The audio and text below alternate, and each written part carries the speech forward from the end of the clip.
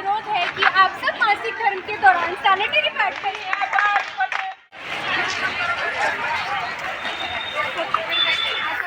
मीरा बहन और उनकी बहू की तरह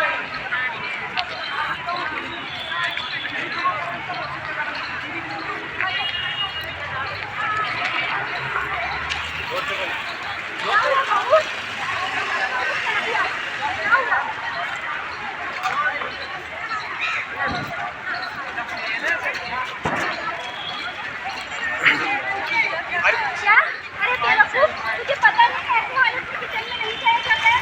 माँ बाप ने कुछ सिखाया नहीं, मुझे इसीलिए कैसे दिया नहीं कभी नहीं सीखा। बस आओ क्या खाने खाली खाली मेरा मुंह क्या यहाँ से सारा खाना सीखना पड़ेगा। अरे ये कितना क्या बताऊँ के बावजूद खाना बना लिया, अब मुझे सारा खाना सीखना पड़ेगा। इस मामले में मेरी बहुत बड़ी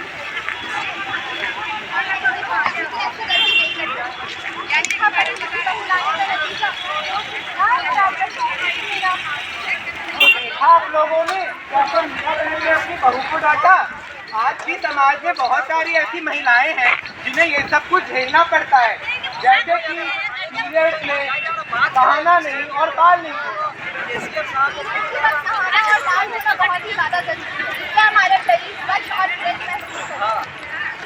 जैसे कि पीरियड्स में व्यायाम नहीं करना,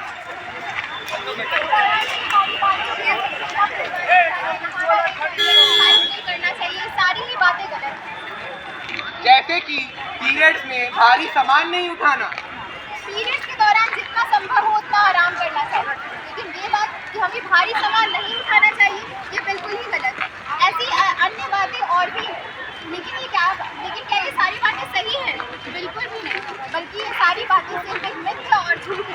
रोकने के लिए हमें ही आगे आना होगा ताकि देश की हर दूसरी महिला को ये सारी प्रताड़नाएं ना झेलें।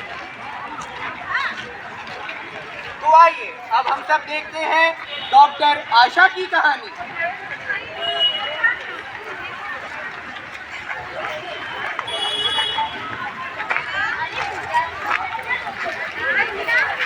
पता नहीं यार, मेरा उससे कोई बात नहीं हुई, पर हाँ मेरी माँ उसकी माँ से बात कर रही थी कुछ मासिक धर्म के बारे में।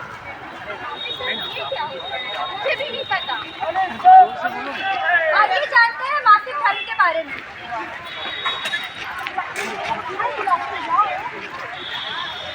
सभी लड़कियां जल्द से जल्द ऑडिटोरियम में आए, ये प्रिंसिपल मैम का आदेश है।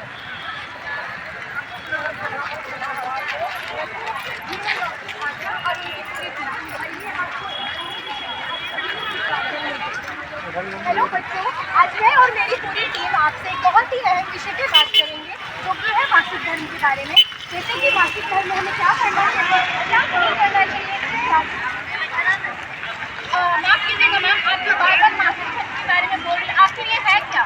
देखो बच्चों, मासिक धर्म हर महिलाओं के जीवन में होने वाले प्राकृतिक और जटिल बदलावों का एक चक्र है जो कि हर महिला या लड़की में 13 वर्ष से लेकर 17 से 18 वर्ष की उम्र में शुरू हो जाती है। मासिक धर्म की जो औषध अवधि होती है वो पहले मासिक धर्म से लेकर दूसरे मासिक धर्म के एक दिन पहले तक मापी जाती है, जो कि लगभग 27 से 28 दिन तक की होती है। इन दिनों हमें हमारी स्वच्छता का पूरा ध्यान रखना चाहिए।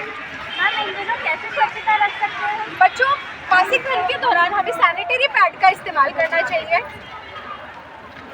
सैनिटरी पैड ये क्या होता है? बच्चों, ये है सैनिटरी पैड, जो कि हर एक पैड रैपिंग पेपर के साथ में आता है, जिसे हमें इस्तेमाल करने के बाद इसी रैपिंग पेपर में डिस्पोज करना चाहिए। अगर हम ऐसा नहीं करते हैं या हम अपने मासिक धर्म के दौरान सैनिटरी पैड के अलावा कपड़ा या किसी और चीज़ का इस्तेमाल करते हैं तो इसकी वजह से बहुत सारी बीमारियों का खतरा होता है। किस तरह की बीमारियाँ? बच्चों, मासिक धर्म के दौरान साफ सफाई नहीं रखने की वजह से या सैनिटरी पैड नहीं इस्तेमाल करने की वजह से हम आए दिन देखते हैं कि कुछ लोग कपड़ा इस्तेमाल करते हैं या कुछ और इस्तेमाल करते हैं, तो उसकी वजह से हमारे योनि का पीएच संतुलन बिगड़ जाता है और इसके वजह से हमारे को यूटीआई इन्फेक्शन हो सकता है, जिसको हम यूरिनरी ट्रैक इन्फेक्शन बोलते हैं। तो इसलिए बच्चों, आप लोगों ने क्या सीखा? हमें मासिक धर्म के दौरान क्या इस्तेमाल करना चाहिए? तो देखा आपने किस तरह स्वच्छता महामारी के समय हमारे जीवन में एक बहुत ही महत्वपूर्ण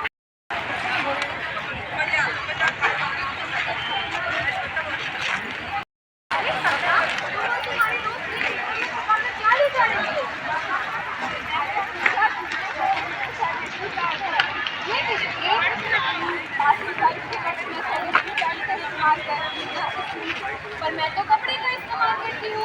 माँ ने तो मुझे कभी भी पैड इस्तेमाल करने की सलाह नहीं दी है। कपड़े के इस्तेमाल करने से हमारे शरीर को कई तरह की बीमारियाँ हो सकती है और यह हमारी सेहत के लिए बहुत ही हानिकारक साबित हो सकता है। इसीलिए हमें सैनिटरी पैड का इस्तेमाल करना चाहिए। पढ़े लिखे लोग हमेशा महिलाओं को और लड़कियों को अपने मासिक धर्म के दौरान सैनिटरी पैड का ही इस्तेमाल करने की सलाह देते हैं। और तुम भी आज से कपड़े का इस्तेमाल नहीं करना और सैनिटरी पैड का इस्तेमाल करना। और यह बात जाकर तुम अपनी माँ को भी समझाना। ठीक है।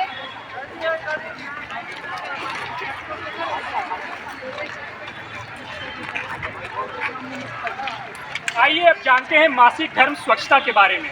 सुरक्षित सैनिटरी पैड की कमी से महिलाओं की गतिशीलता में हमेशा से बाधा बनी रहती है। आप देखेंगे कि आप लोग घर में पुराने परंपरागत तरीकों से पुराने कटे फटे कपड़े को सैनिटरी पैड के रूप में इस्तेमाल करते हैं, जिसके कारण इसे क्या होता है कि उसे बार बार धोकर इस्तेमाल किया जाता है, जिसमें फंगल ग्रोथ इन्फेक्शन की समस्या ज़्यादा बढ़ती है, क्योंकि आप उसे ऐसे जगह पे सुखाते हैं जहाँ पे आप लोगों को दिखाना नहीं चाहते, ना आपको दिखाने में शर्म आती है, जिसके कारण उसमें फंगल ग्रोथ तो बढ़ता ही है। जब उसे बाद में आप इस्तेमाल करेंगे तो आपने बहुत सारी बीमारी की समस्या आ सकती है, जैसे प्रजनन पथ संक्रमण, बांझपन इत्यादि। इसके अलावा हमारी महिलाओं में और यहाँ तक कि हमारे पुरुषों में भी मासिक धर्म स्वच्छता, जिसे हम पीरियड्स भी कहते हैं, उसकी जानकारी की बहुत कमी है, जिसमें सैनिटरी पैड से लेकर गोपनीयता और सुरक्षित निपटान भी शामिल है। इसलिए ज़रूरी ये है कि मासिक धर्म स्वच्छता के बारे में जागरूकता पैदा की जाए, क्योंकि ये हमारे कामों में, हमारे स्कूल में, हमारी पढ़ाई में और ऐसी ही कई चीज़ों में बाधा डाल सकती है और इससे संक्रमण का भी खतरा है। इसलिए ज़रूरी ये है कि हम मासिक धर्म स्वच्छता के बारे में जागरूकता पैदा करें, जिसके लिए हमारी सरकार की तरफ से स्वास्थ्य एवं परिवार कल्याण मंत्रालय ने एक योजना शुरू की है। इस योजना के उद्देश्य है अर्थात मासिक धर्म को सामान्य बनाए, हर महिला का समर्थन करें। आइए मासिक धर्म के बारे में बात करें, अब और चुप्पी नहीं। महामारी से चुप्पी तोड़ो, स्वच्छता से नाता जोड़ो। चुप्पी तोड़ो, शर्म छोड़ो। ध्यान धरो भाई, ध्यान धरो। ध्यान धरो भाई, ध्यान धरो। उपभोक्ता हो तुम सब भाई। क्या तुम्हें अपना हक पता है सही? नहीं। तो सुनो कहानी सीता की। सुनो कहानी सीता की। जो खुद एक उपभोक्ता है। हम सब देखते हैं सीता और रामू की कहानी।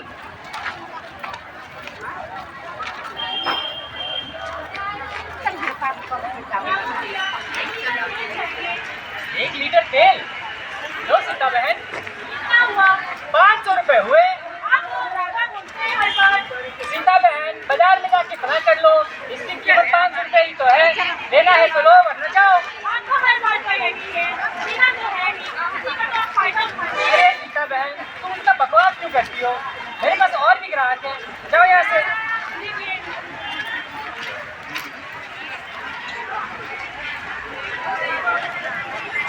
आइए अब हम सब देखते हैं सीता और गीता की बातचीत।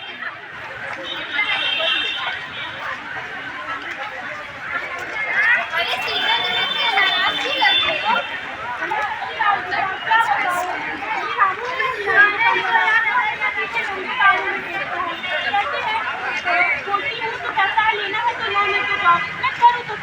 अच्छा, वो राम, उसके बारे में तो मैंने भी बहुत सुना है, पर तुम्हें ये नहीं पता कि सरकार ने, हमारे देश की सरकार ने उपभोक्ताओं के लिए बहुत सारे अधिकार दी गई है, जैसे सही मूल्य में सामानों का खरीदना, और सामान में कुछ खराबी हो तो आप उसे वापस भी कर सकते हैं। आपका शिकायत करने का भी पूरा अधिकार है। वो कैसे? देखो, सबसे पहले तुम उपभोक्ता संरक्षण केंद्र में जाना और वहाँ के अधिकारी से बात करना, और अगर दुकानदार की गलती होगी तो वो जाकर उसके खिलाफ कार्रवाई भी करेंगे। मुझे इस बारे में नहीं पता था गीता, लेकिन अब जब मुझे पता चल गया है तो मैं इसके बारे में जरूर कंप्लेन करूंगी। गीता, क्या तुम मेरे साथ चलोगी? हाँ बिल्कुल, चलो। आइए अब हम सब देखते हैं सीता और गीता की बातचीत उपभोक्ता संरक्षण केंद्र में।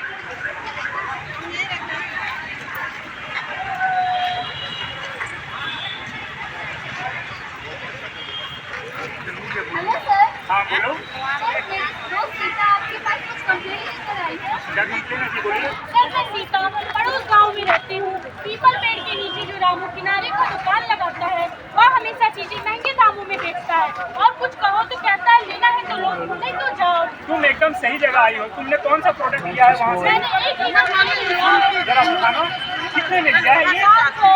है इसमें तो 400 प्रिंट है, ये ऊपर से प्रोडक्ट भी डुप्लीकेट है। तुम एकदम सही जगह आई हो। मैं रामू से बात करता हूँ जाके।